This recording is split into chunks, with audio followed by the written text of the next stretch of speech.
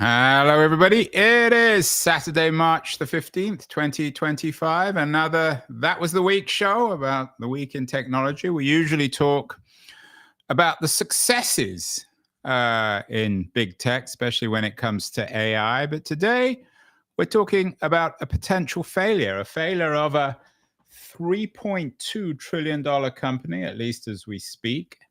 A company, small company, some of you may not have heard of it, called Apple. According to Keith, who asks in this week's editorial if Apple is intelligent, the audience says no, and that lack of intelligence suggests that Apple might indeed be failing on the AI front. Lots of criticism from some of its biggest supporters, including John Gruber, Ohm Malik, and MG Siegler, perhaps the three biggest Apple fanboys, certainly in Silicon Valley. Keith, does all this furor over Apple this week over AI suggest that Apple is failing on the AI front? Certainly, that's the meme. Apple not only is failing, but is failing spectacularly, loudly, and dishonestly. That's the accusation. The dishonesty piece being that they announced a whole bunch of features last year at their developer conference in June, most of which were fake, as in no big company, no tech company would ever do that, would they? Cook their demos. Cook their demos. And then they announced this week that the features would not be coming this year, that they may come next year. And that has led everyone to throw the rattle out of the chair, as babies I want to do. And yeah, it seems to be a consensus. I take the opposite view, to be honest. Keith, you take the opposite view? That's the first time that's ever happened. It's the first time. The opposite view meaning that they know exactly what they're doing and that they're a winner in AI, or that people are wrong to criticize them for being dishonest? No, I think people are right with the criticism, and I think they're right to note the failure. So I don't disagree with that. I disagree that it matters. I think that, Apple's iPhone is, for most people, the device that sits between them and all software. And on my iPhone, I've got... Certainly does with me. I've got it sitting by me as we speak. Right. So Apple's in a great place. There's a lot of AI on my iPhone that Apple doesn't deliver to me, that is significantly better than the stuff that Apple does deliver to me, like Image Playground, which is widely criticized as a bit of a joke. I've never used it. There's way better image generators on my iPhone than Apple's. And so ultimately, I don't look to Apple to be the deliverer of AI to me. I don't really care whether they have it or not. And I think that's probably true of most people. I do care to have the AI, but I don't need Apple to be the vendor. But Keith, to play devil's advocate to your devil's advocacy, I mean, Apple theoretically were perfectly positioned to jump on the AI train. Maybe they didn't develop ChatGPT, but they had Siri. Yeah. So why the big failure? Why didn't they just do a deal 2 or 3 years ago with OpenAI and just incorporate their technology into Siri? Wouldn't that be a no-brainer? It would be a no-brainer, but they didn't do that. Well, first of all, let's just understand what Siri is. Siri is really a natural language processing input engine. You can ask for things, and it can only give you answers if somebody has curated the answer to that specific question. So it's a curated question and answer engine, and not very smart, in other words. Not at all smart. They did announce that they're building OpenAI into Siri, and they have, by the way. That's one of the things they've delivered. So if you speak to Siri today on the latest operating systems, Siri will defer to OpenAI if it can't answer, and OpenAI will answer, as long as you've enabled it on your phone. So they have done that, and that is the wise thing to do. so they do have Apple Intelligence is a real thing. At the time they announced it, they were lauded by these very same people as being really super clever, not to well, go. they're always I mean, by people like MG Siegler and John Gruber. I mean, if they're criticizing Apple, then there's a huge problem. But there will be, Keith. I was thinking about this in the context of your editorial, which questions the future, or at least questions Apple's future.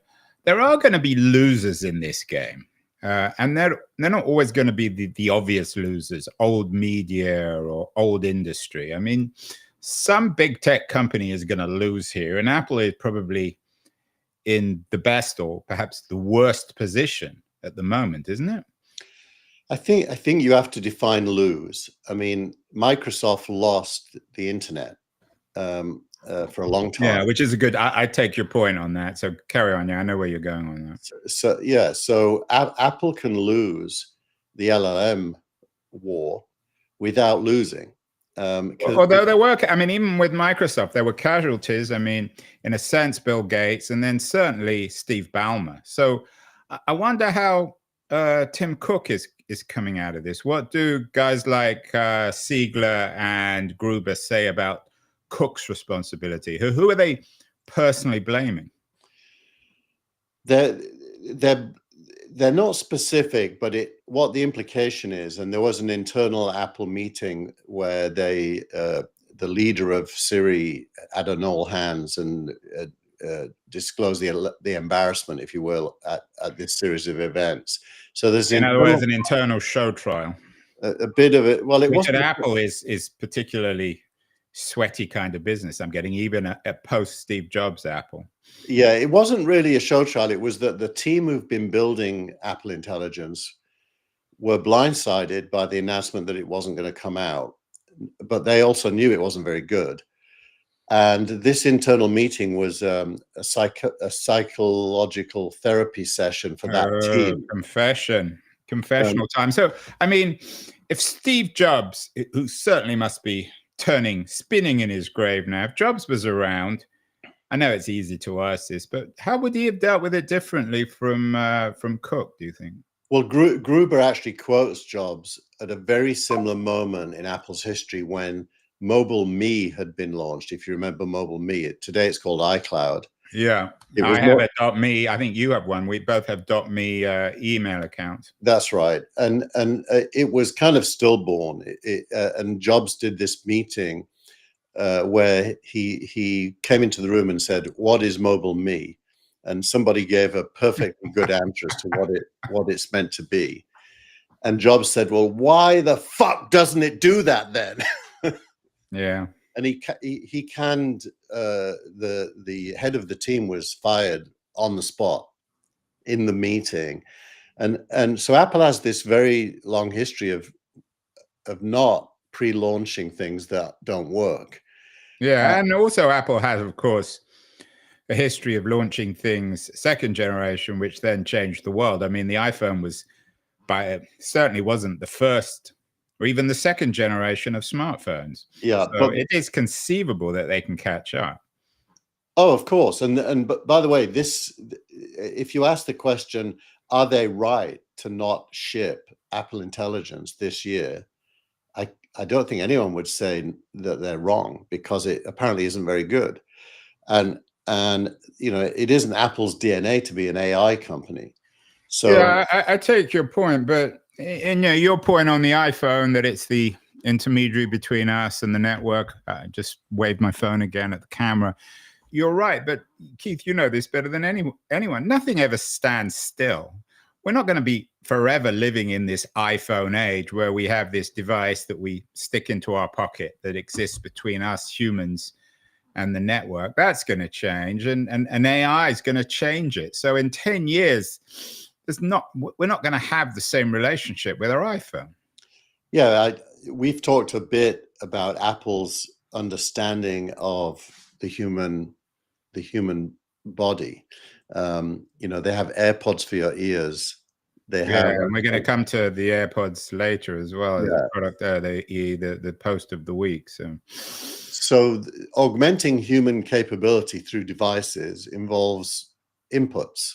You know, Elon Musk is trying to do brain implants. Mm. Those inputs are going to evolve, and the iPhone surely is not the end of history. I agree with that. Although it is hard to understand what the next leap will be, because the assumed wisdom says that will be some kind of glasses. And to be honest, there's nothing good enough, close enough yet for that to be true. Yeah, but we know that in Silicon Valley, that kind of statement is very dangerous, because next week someone will come out with something that changes everything, in the same way as you might have made that remark about smartphones before Jobs presented the iPhone in, when was it, 2007. So it's always, it's never obvious until it's obvious, in other words, in Silicon Valley. But I think voice and listening is you know, easily the biggest unfulfilled opportunity. Eyes, not so much, but voice and listening is huge. And Apple's very well placed, better than Google. Google, by the way, probably as a riposte to Apple, did announce that they're dropping the Google Assistant on Android, which is their Siri equivalent, and replacing it with Gemini, their AI. So Google's saying, well, we are going to ship. But yeah, Google, and our post of the week talks about how AirPods can, and we'll get to it later in the show, can work on the fly intelligently to change everything. Yeah, so just develop that a little bit, put some more meat on the bones. In 5 or 10 years, are you suggesting that this device, which maybe will be, we won't even have to stick into our pocket, might be smaller, we'll just talk to it, or it will talk to us? well, you already can with OpenAI if you choose to use that feature. But it's very clunky. That only guys like you do that. Actually, it's really good, but I think there's a social problem, which is you can only talk when you're in private, because otherwise everyone around you will be irritated. So, well, everyone talks to their phones anyway. I mean, there's nothing more irritating than being on a plane or in an airport and having to listen to other people's conversations, but they don't seem to be too bothered with that. So there's a difference between talking to a colleague and talking to an AI. But I think the key point is the technology is already there for that. It really is. Somebody has to exploit it. It's what I sometimes call the unborn child, you know, that it's really fully formed, just not born yet. What is interesting is that what that gives every individual on the planet that can afford a smartphone and a pair of earphones, it gives you a way to plug in to the world's intelligence, and not just like a library, but a library with a personality that understands the content of all the books. And that, you've always been very bearish. You're always bullish on Apple and always very bearish on Google. But if you're right on that, then that should be very worrying for Google, because essentially the search engine gets replaced by a pair of earbuds. And I think Google knows that. And yeah, well, they clear. I mean, they're not stupid. Yeah, and you know, they have every chance of being a player in the next phase. They will be, for sure, like Microsoft is post the internet boom. So I don't think any of these companies are under mortal threat. It's simply, how is the deck of cards going to land? So you talk about being players in the next phase. A lot of people are talking about how Apple can be a player. One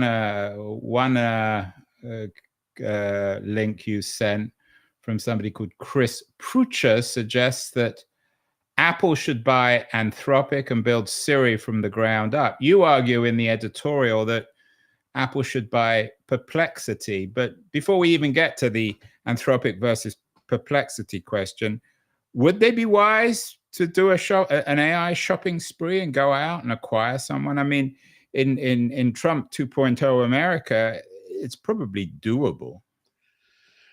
You know, it isn't their DNA. Apple hasn't made a big acquisition for many years. So the likelihood is they will not do it. It's also not clear they need to do it because of the reasons we've already discussed. They're in a very good position anyway. But if they bought Perplexity, and just to translate that, that's a little bit like buying the next Google with built-in AI. Perplexity has its own AI, but it also plugs into all of the others and gives Yeah, it. and you're very bullish on Perplexity. I have to admit, I'm less impressed. You told me to sign up, I did, and I don't really understand why Perplexity helps me any more than Anthropic. It's just more confusing. There's more layers, but you tend to be right on these things in the long run. Well, it's because of web search. They're the best at combining web search with AI. Yeah, but that's, I always think, I want AI, so I go to Anthropic. I want web search, I go to Google. If Perplexity provides both, but neither are quite as good as either Google search or Anthropic AI, or maybe not quite as good, but just different. No, it's better. You have to trust me on this. It is actually better at search, and it's also better at AI because it's using the reasoning models. Well, if you're right, Keith, then and as I said, in the long run, you tend to be more right than wrong on these sorts of things. Then it's a no-brainer for Apple to acquire Perplexity. I mean, they're only valued at about. I don't know what their valuation is. I mean, the value is certainly compared to OpenAI, it's peanuts, pennies. Yeah. Should we? While we're talking, I'm going to. Yeah, I'm going to ask Perplexity what its value is. It might blush. It might be embarrassed to tell you. It's like asking a woman her value. What would it take to buy you? What is the last known valuation? Yeah, they just had a round. I think we covered it in the show. Of Perplexity, and its deep research engine is doing research as we speak. It'll take a while because I use the research engine, which is very good, by the way. Yeah, I think the answer is going to be not so much that Apple couldn't buy it. How much is the $9 billion? Oh, yeah, which is ridiculous. No, 15, I mean, that's almost 15, embarrassingly. What? $15 billion. So if Apple offered, I don't know, 100 billion or something, which was peanuts to them. So this Anthropic versus Perplexity issue, would it be more complicated to buy Anthropic? You also have another piece from the Times in this week's newsletter about Google owning 14% of Anthropic, and I know Apple have a chunk of piece as well. So would that make it more or less interesting? I know you also have an interesting piece in this week's newsletter from The Information about AI circular money flows, which means that, I don't know, Apple buying Anthropic would just be another circular money play. Yeah, I think Anthropic's biggest owners are Amazon and Google. And so you get the incestuous nature of AI there, because the Anthropic and OpenAI are both startups that attracted capital from. Yeah, you're talking about incest, fully formed babies, Keith. You being very vulgar today. Yeah, I didn't notice, but you're right. Anyway, it is the article about round tripping of money is that everyone's buying from NVIDIA, and then NVIDIA's buying stuff back and investing in companies, which it is.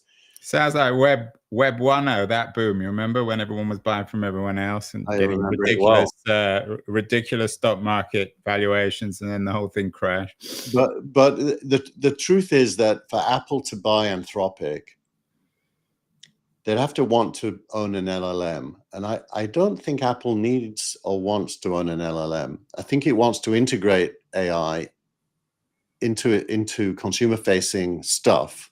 Well, but if they buy Perplexity, they don't own an LLM. The point of Perplexity is it sits above the LLMs. Yeah, well, it does have its own as well. If you don't pay Perplexity, you use their LLM, which is decent. It's not terrible, but I don't think owning an LLM, I think that's off the table now. And really big companies with enough money could probably build an LLM given enough time and skills.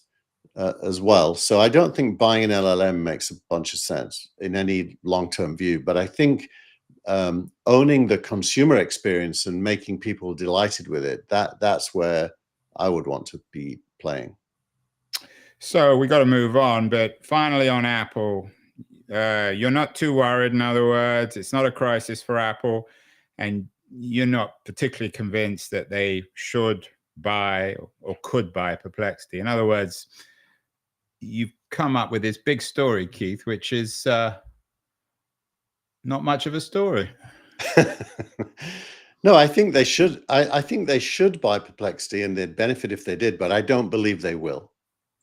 So it's not, but really, when it comes to crises, this isn't one. Tim Cook can sleep well at night and not worry too much. This is not going to cost him his job. Correct. And Steve Jobs might be spinning in his grave for lots of reasons, but maybe not this one. The embarrassing thing is that they did a TV ad for the iPhone 16 promoting Apple Intelligence as the reason to buy it. And, they did deliver some of those features, but not most of them. Yeah, I'm already salivating, I have to admit, in the way you're presenting it, of having my iPhone as an intelligent companion. There you go. So I don't have to fiddle around with the annoying inputs and put my fingers and mistype and all the rest. But all I want to do is talk to it and say to the phone, should Apple buy Perplexity or Anthropic? What would that mean? What are the pluses and the minuses, and what are the likelihoods? And it could respond automatically, much faster and even more articulate than you, Keith. Oh, easily. I'll give you a challenge, Andrew. If you get a moment, put your earpods on, go for a walk in your nearest park. Use the I have a park down the road, the Golden Gate Park. There you go. Use the OpenAI conversational mode. You'll see there's an icon on the OpenAI app on your iPhone, and just start a conversation. I think it'll blow your mind.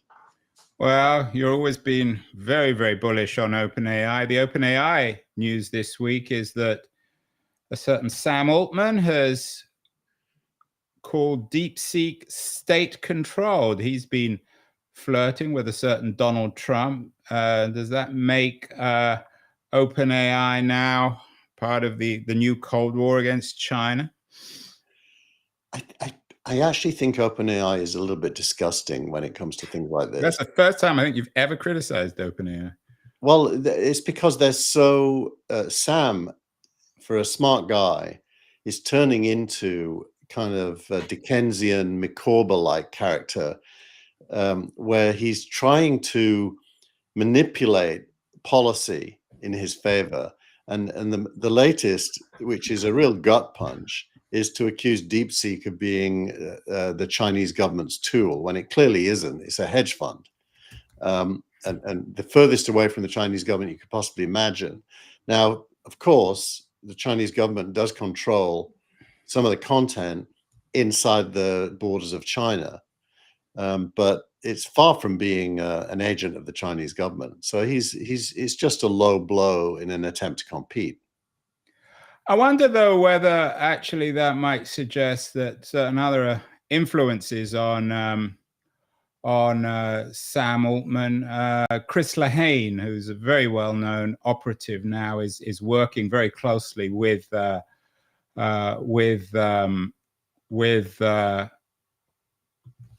Altman. All sorts of news about that this week. You didn't put it in the newsletter. He had an Axios interview. Lehane is now the strategic arm of OpenAI. Is Altman perhaps losing control, perhaps, rather than being a Dickensian character? I don't think there's any chance he's losing control, but I do think he's collaborating on the messaging. And the messaging is not driven by Altman alone. It's driven, Lehane is a world-class messenger. Yeah, and Lehane's wife is very close to my wife, so I get all the Lehane news. I would not want that guy working against me. He's a scary character, right out of Machiavelli, but very smart as well. Meanwhile, AI is changing the world, so we're told. We've had these articles before. Kevin Roose, who's a particularly good writer on tech, the New York Times tech guy, has a piece out called "Powerful AI is Coming. We're Not Ready." How many times do we have to see this article, Keith? You know, when I read it, you sent it to me initially, and when I read it, I thought, well, this sounds like it should have been written a year ago, 10 years ago. So it's really Kevin Roose has had an aha moment that this stuff is for real, and it is going to change everything, and he's written about that, and that's all the article says. So it's a bit of a non-event article. It's only worth noting because it's like Bill Gates, writing how great the internet is in 1998. Yeah, except that Bill Gates was running Microsoft. Kevin Roose is just a tech writer for the New York Times. Yeah, exactly. So it's although these Times pieces, I remember the Times piece. It was in, I think, 1996 that came out and said the internet's going to change everything. For those of us living in San Francisco at the time, it wasn't news, but it was news to the rest of the world. And it's these kinds of pieces in mainstream publications, trusted publications like the New York Times, that actually convinces normal people. I agree. It's in the valley. They call it the S curve. This is like halfway up the first S curve. Yeah, it means that the middle adopters are going to be adopting, and the late adopters is probably still 2 years away. One final piece on AI, and then we'll move on. Interesting piece by Alex Wilhelm. You like his cautious optimism blog. He talks about closed source AI models are doing pretty darn well. What exactly is a closed source AI model? Is that like OpenAI? Yeah, OpenAI and Anthropic. And Gemini. Gemini, they open source some things, but not all. Yeah, so closed source is proprietary.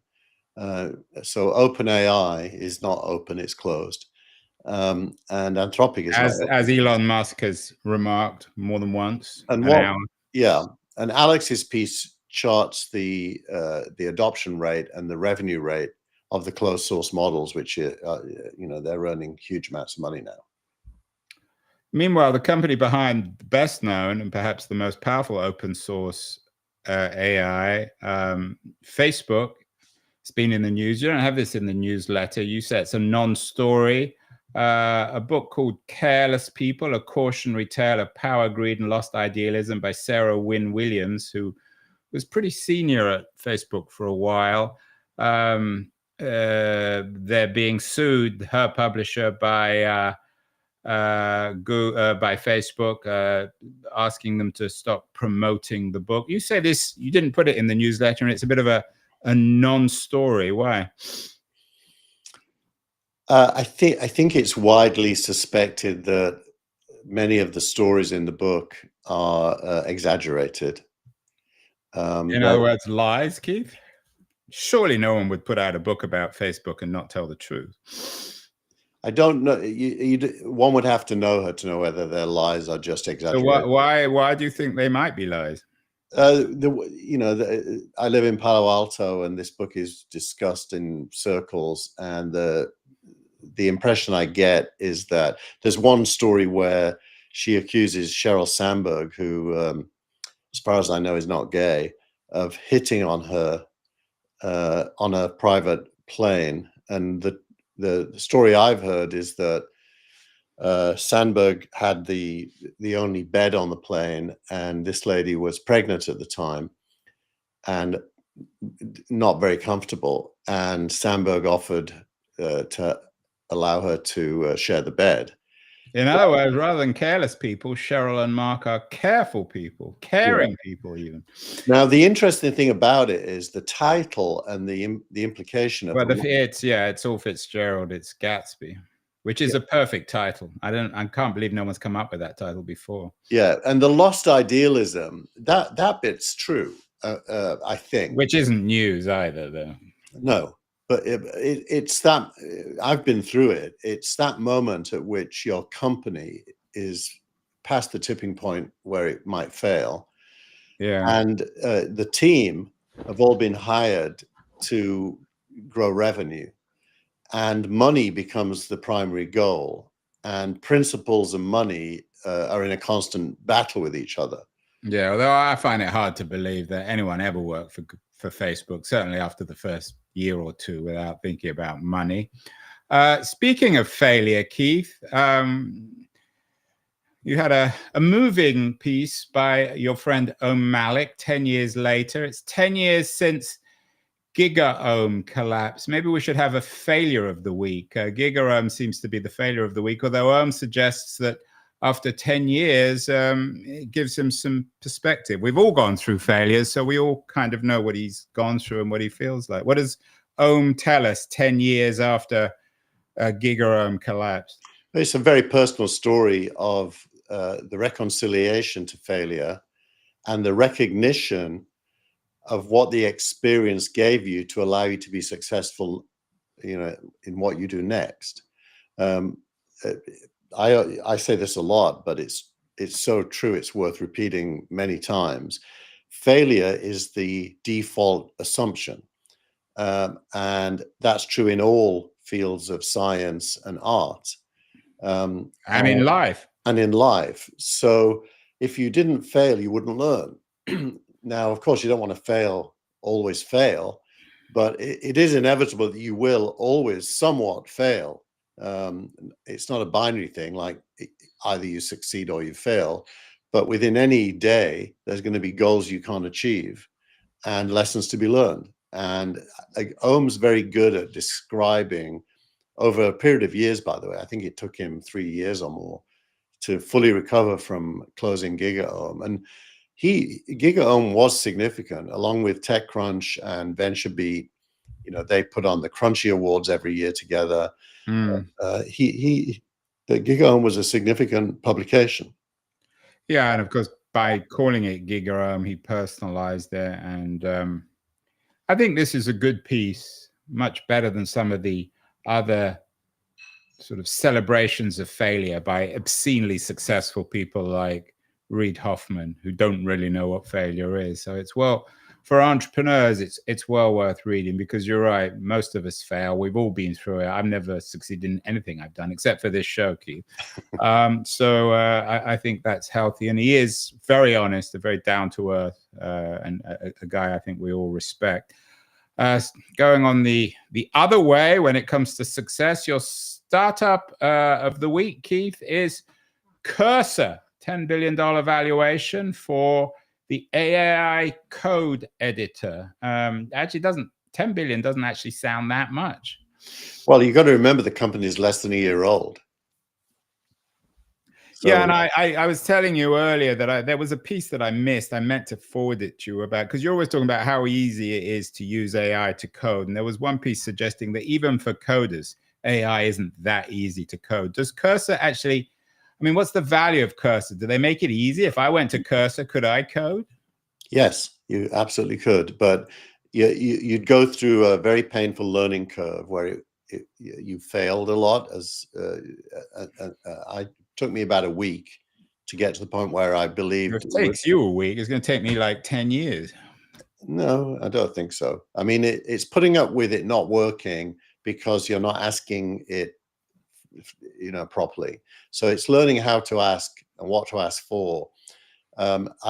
Interestingly, yesterday, OpenAI released a new interface for programmers, API, and it's called the Response API, and it replaces what was previously the Chat API. And the Response API is just a better way to engage with their LLM.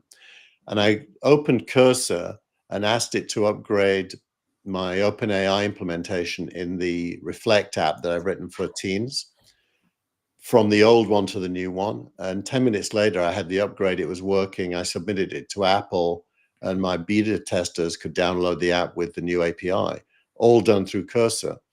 So it's like anything, like skiing. Once you learn to do it, you know how to do it. Yeah, but skiing isn't easy either. Exactly. So nothing, if it's easy. Like, it's not like riding a bike where it takes about 10 minutes and then you can figure it out. But I think it is inevitable that in the future, most of the time, an individual startup will not need to write code.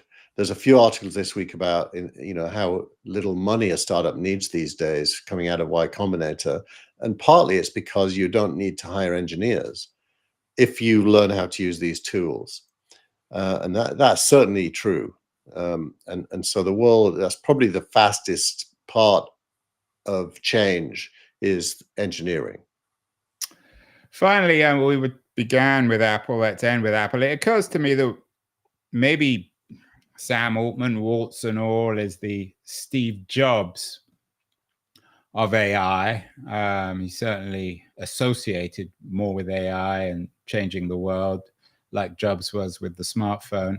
But the real question is, who's going to be the Johnny Ive of the AI world? And we need a Johnny Ive. Your post of the week is from Josh Constein. Is he still with TechCrunch, or he do something else? No, he's at Signalfire, a venture capital firm. So these TechCrunch guys always go over to VCs. He has an interesting post about Apple planning an AirPod feature that can live translate conversations, which speaks of what you talked about earlier about the AI audio features of the new world. But does this need to be, I mean, is this the right question to ask? Does Apple or somebody else need a Johnny Ive, a real designer, to make this viable and exciting for consumers?